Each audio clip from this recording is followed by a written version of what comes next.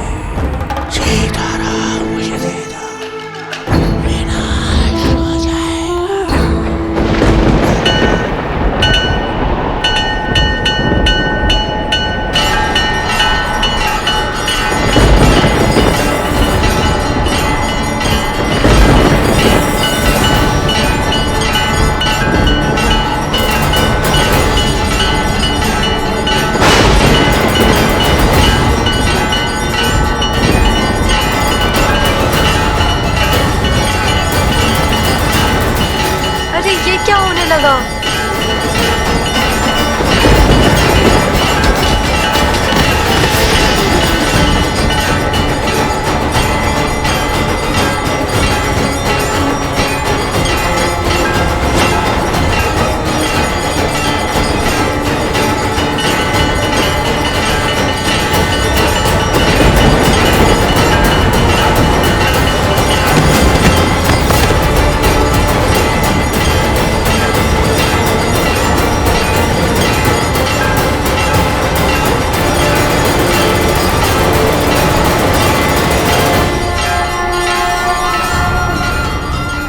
धन्यवाद भूमि माता, आपके सहयोग के कारण मैं देवी त्रिपुरा सुंदरी की पूजा संपन्न कर पाई।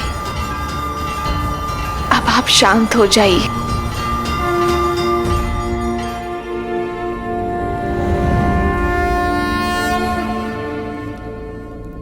प्रतीत होता है किसी माता ने अपनी पुत्री की रक्षा की है। ये स्त्री साधारण नहीं है, साक्षात भूमिजा पधारी है। केवल मैं ही नहीं, हम सब भूमि देवी की पुत्रियां हैं और उनके लिए हम सभी एक समान हैं।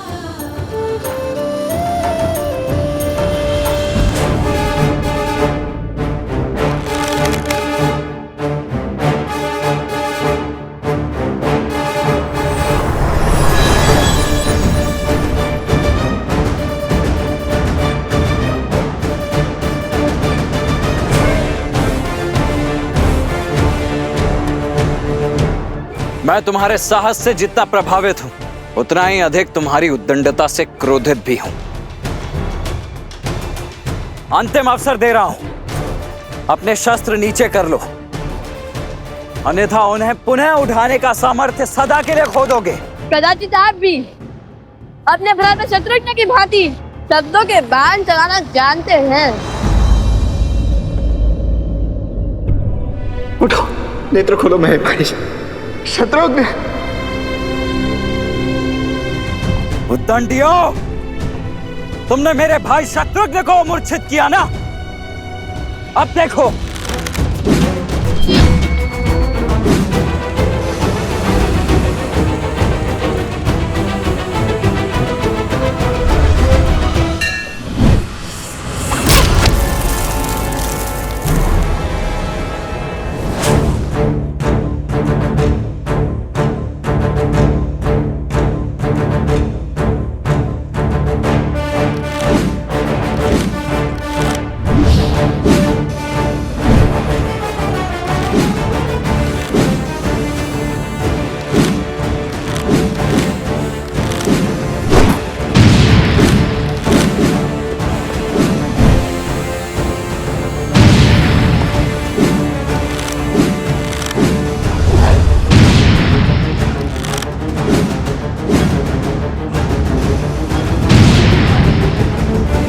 देख लिया तुम्हारा बाहुबल। तुम्हारे ये तीर तो मुझे स्पर्श करने से पहले ही ध्वस्त हो जाएंगे। वो तो मेरे भैया श्री राम का आदेश है। कि तुम दोनों के जीवन को कोई आघात ना पहुंचे और उनका यह अनुज लक्ष्मण उनके किसी भी वचन को भंग नहीं कर सकता। इसीलिए अब बस बहुत हुई ये क्रीड़ा, चलो आज तो मुझे सौंप दो अब।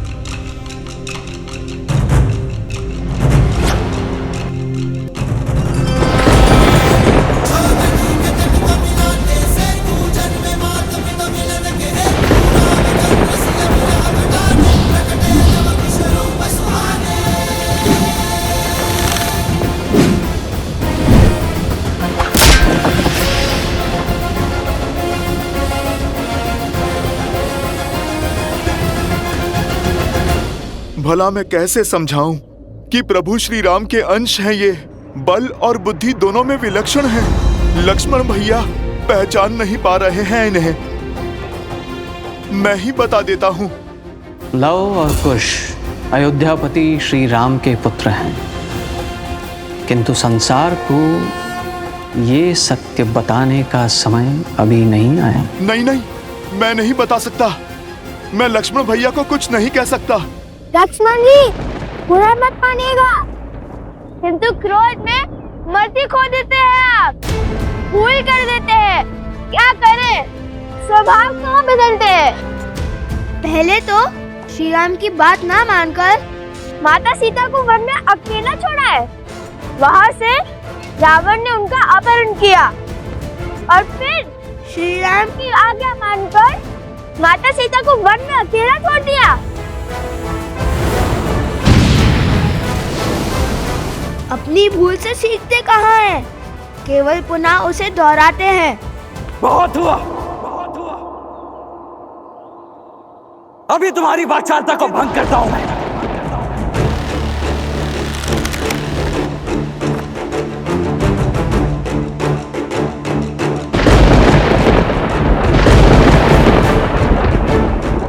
ये क्या? साक्षात प्रकृति किसी अशुभ का संकेत दे रही है। लक्ष्मण भैया, आप रुक जाइए। भैया, इस दिव्य बाण को कैसे रोके? इसका कोई तोड़ है? जिस बाण का कोई तोड़ ना हो, उसे मोड़ देना चाहिए।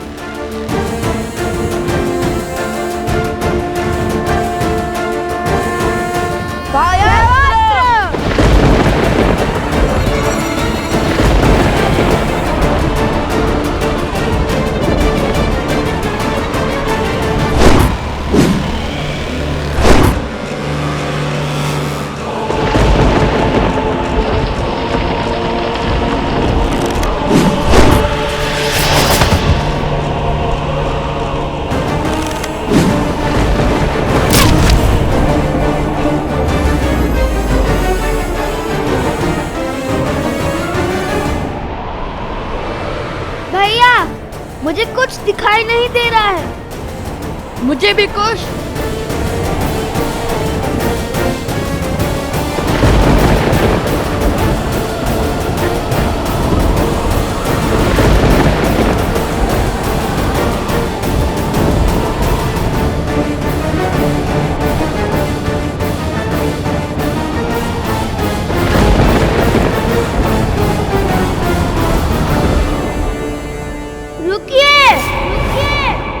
जब तक लव कुश जीवित है तब तक आप ये अश्व नहीं ले जा पाएंगे।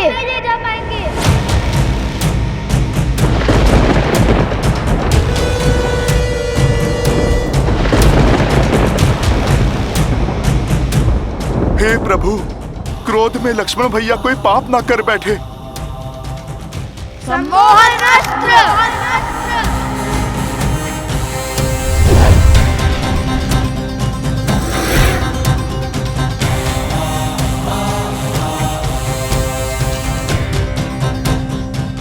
मैं तुम दोनों के सामर्थ्य का सम्मान करता हूं, परंतु अब तुम दोनों के हट के आगे विवश हो चुका हूं।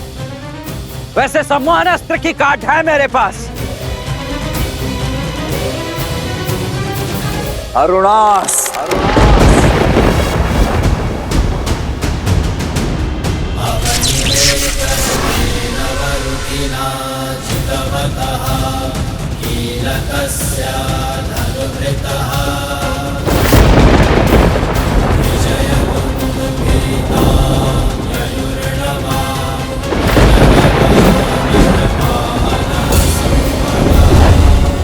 स्मरण रहे लक्ष्मण कि उन बालकों को कोई हानि नहीं होनी चाहिए।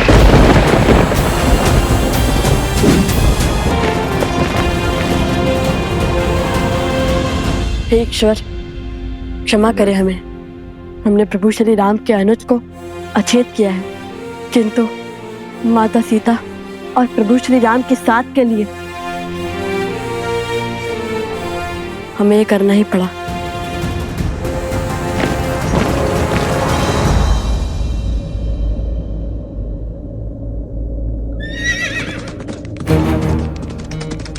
सावधान कुश, लगता है कोई आ रहा है। चलो शीघ्र यहाँ से कहीं दूर चलते हैं, ताकि किसी को भी हनुमान जी और अश्व के यहाँ होने का संदेह ना हो।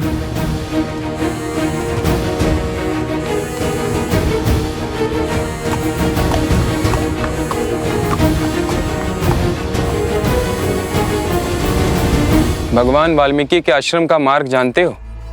हाँ, सामने चलते जाइए। किंतु आपको वहाँ क्या कार्य है? हम दो ऋषि कुमार लव कुश के लिए महाराज धन्यमाली का संदेश लेकर आए हैं। फिर कहीं जाने की आवश्यकता नहीं है, हम ही लव कुश हैं। बताइए क्या संदेश है? ये लीजिए। धन्यवाद।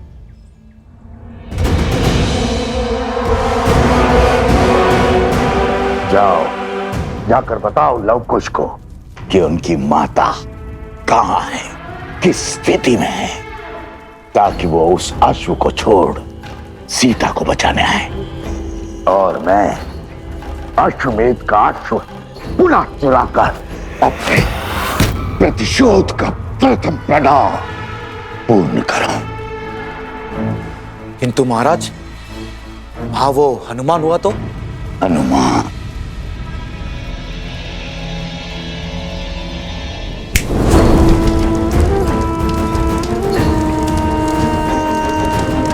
अकेले हैं वो दोनों। जाओ, शीघ्रता करो, इससे पहले कि वो वानर लौट आए। जाओ।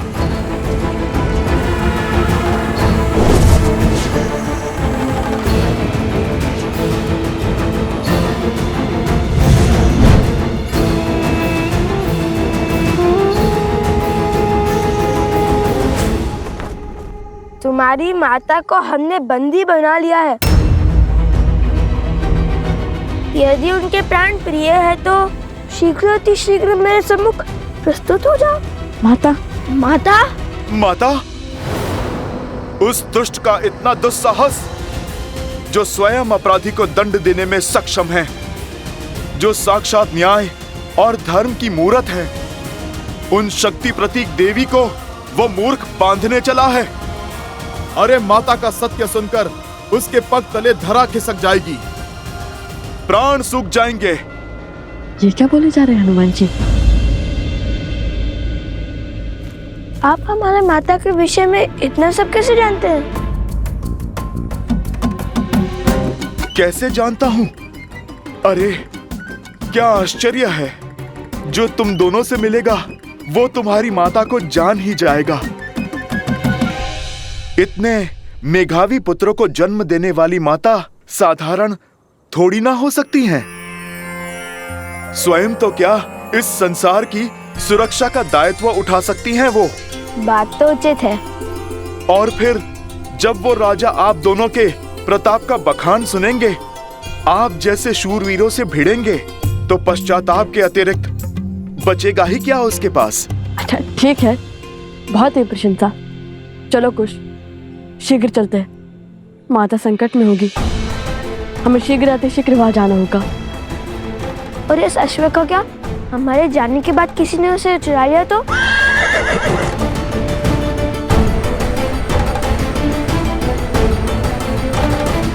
देवी, हम स्त्रियां हैं, पुरुषों से उलझना उचित नहीं है। आप हमारे साथ आइए, मंदिर के पिछले द्वार से निकल जाइए। आज आपकी चिंता ने मेरे चित्त को इस समाज के सत्य का दर्शन करवा दिए, और राम राज्य में स्त्रियों की स्थिति का भी। पर ये वो राम राज्य नहीं जिसकी कल्पना श्री राम ने की थी, पर इसी राम राज्य की अगली पीढ़ी इस सत्य को बदलेगी। धन्यवाद जो आप सब यहाँ मेरी सहायता के लिए आए, किंतु निश्चिंत रहिए, मुझ पर आने वाली हर आंच को पहले मेरी ढाल, मेरे पुत्रों का सामना करना होगा। अब मुझे इस दुष्ट को धर्म और राम राज्य का पाठ पढ़ाने दीजिए। आप चिंता के बंधन में मत पड़िए, आप बस मुझे इस बंधन से मुक्त कीजिए और बस आज्ञा दीजिए। मैं यूं गया और उस दुष्ट को पाठ पढ़ाकर यूं आया। नहीं, कितने जत्नों से बांधा है हमने आपको। अरे ऐसे कैसे खोल दे? नहीं, आप पे नहीं जाएंगे। ठीक है, मैंने समर्पण किया है अपनी इच्छा से। आप अपने सेवक पर विश्वास रखकर निश्चिंत होकर जाइए माता की रक्षा के लिए। इस अश्व की रक्षा मैं करूंगा, ना किसी का कोई छल चलने दूंगा और ना ही बल। और यदि किसी ने प्रयास किया भी तो आपके आने तक उसे यहीं पर बिठा लूंगा। धन्यवाद हनुमान जी। श्री गुरु चरण सरोज रज। विजयी भव। आप शीघ्र जाओ, मेरी माता की और अपनी माता की रक्षा करो।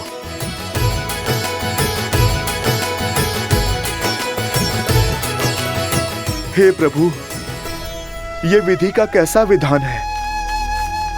एक ओर माता विपदा में है और दूसरी ओर लक्ष्मण भैया और शत्रुघ्न भैया मूर्छा में हैं। न जाने अब भरत भैया क्या करेंगे। उन्हें कभी क्रोध में देखा ही नहीं, पर बल का ज्वार है वो। उनके धैर्य का ज्वालामुखी फटा तो प्रलय आ जाएगा।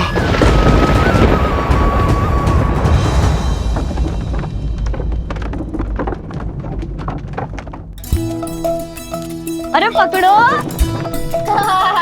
बच गया।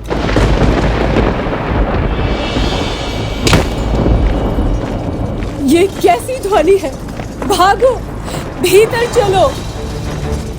प्रतीत होता है बड़ी विपदा आने वाली है। ये वायु के वेग को चीरता हुआ किसका रथ आ रहा है?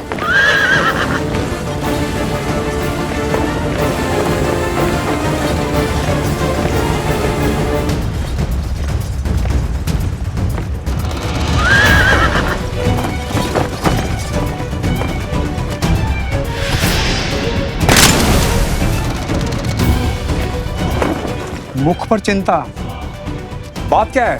राजकुमार तो अश्व को लेने गए थे ना? अवश्य ही कुछ अशुभ घटा होगा, अन्यथा सदा धीरज रखने वाले राजकुमार भरत इतने व्याकुल नहीं होते।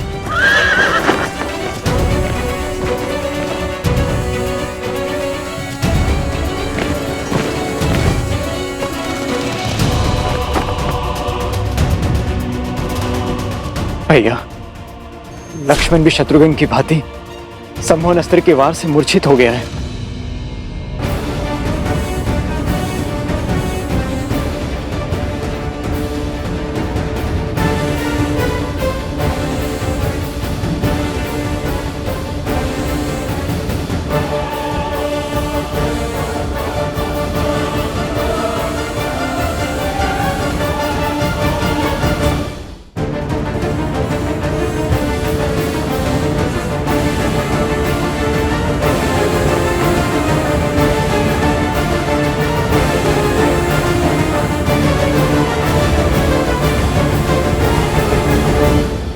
ये भी सम्मोहन अस्त्र के पास से ही बंधे हैं। शीघ्र करो, भीतर लाओ इन्हें।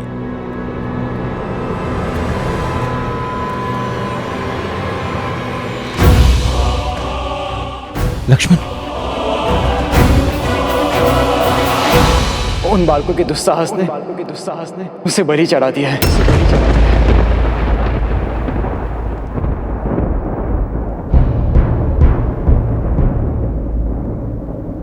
जिन्हें बालक समझकर बार बार अवसर दिया, आज उन्होंने उद्दंडता की हर सीमा लांघ दी। अब मैं स्वयं जाकर उन्हें उनके अपराध का दंड दूंगा।